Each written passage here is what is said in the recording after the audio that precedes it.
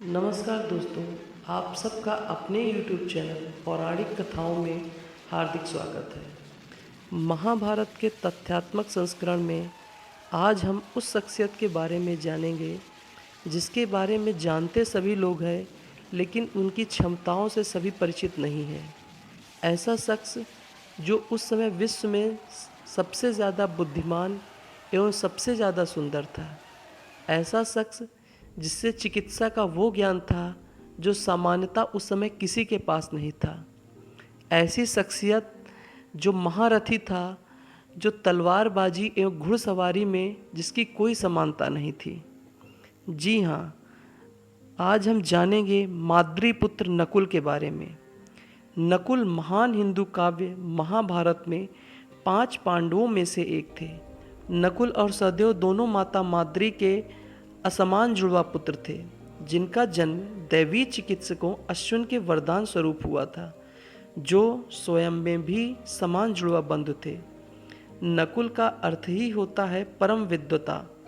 महाभारत में नकुल का चित्रण एक बहुत ही रूपवान, प्रेम युक्त और सुंदर व्यक्ति के रूप में किया गया है। अपनी सुंदरता के कारण नकुल की तुलना काम और प्रेम के देवता कामदेव से की गई है। पांडवों के अंतिम और 13वें वर्ष के अज्ञातवास में नकुल को अपने सौंदर्य को छिपाने के लिए अपने शरीर पर धूल का लेप लगाना पड़ता था, जिससे उनका रूप और सौंदर्य कुछ दब जाता था और उनका अज्ञातवास भंग नहीं हुआ।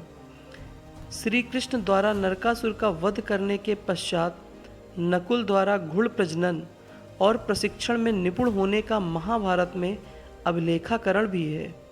वह एक योग्य पशु शल्य चिकित्सक थे, जिसे घुड़ चिकित्सा में महारत प्राप्त थी।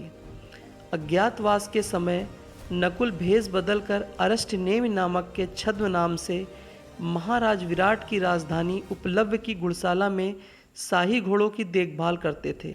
इतना ही नहीं, नकुल एक महारथी थे जिन्हें धनुर्विद्या, गदा युद्ध, तलवारबाजी एवं घुड़सवारी में विशेष प्रवीणता हासिल थी।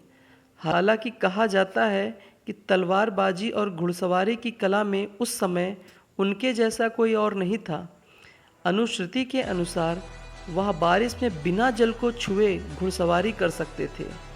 हालांकि यह अतिशयोक्तिपूर्ण वर्णन है, तो यह वर्णन उनकी क्षमताओं को प्रदर्शित करने का एक माध्यम है। नकुल का विवाह द्रौपदी के अतिरिक्त जरासंध की पुत्री से भी हुआ था। नकुल नाम का अर्थ ही होता है जो प्रेम से परिपूर्ण हो, और इस नाम की 9 पुरुष विशेषताएं उनमें हों। नकुल में ये समस्त विशेषताएं मौजूद थी, जैसे कि बुद्धिमत्ता, शकेंद्रीकरण, परिश्रमी, रूपवान, स्वास्थ्य, आकर्षकता, फलता के प्रति जुनूनी, आदर और शर्त रहित प्रेम करने वाला।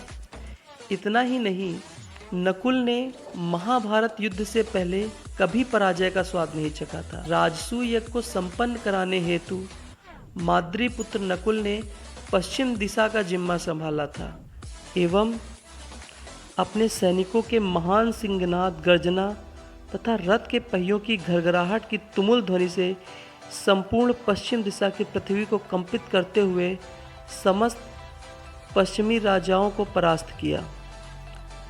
अनेक सूरवीर क्षत्रियों के साथ घोर संग्राम किया एवं उन्हें अपने अधीन कर लिया। उन्होंने समूची मरुभूमि से प्रचुर धन धान्यपूर्ण शैसिक महोत्य नामक देशों पर अधिकार प्राप्त करके उनसे कर वसूल किया। महोत्य देश के अधिपति राजर्षि आक्रोश को भी जीत लिया।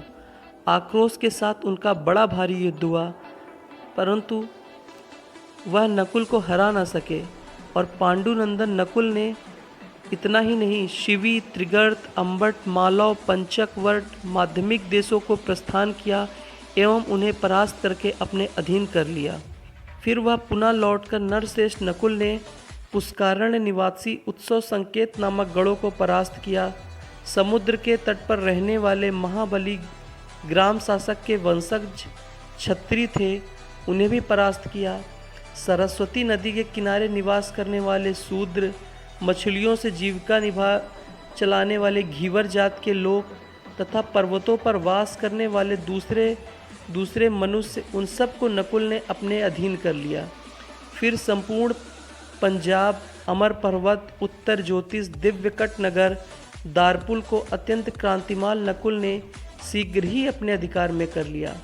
रामठ, हार, पूर्ण तथा अन्य जो पश्चिमी नरेश थे, उन सब को पांडु कुमार नकुल ने आज्ञा मात्र से ही अपने अधीन कर लिया।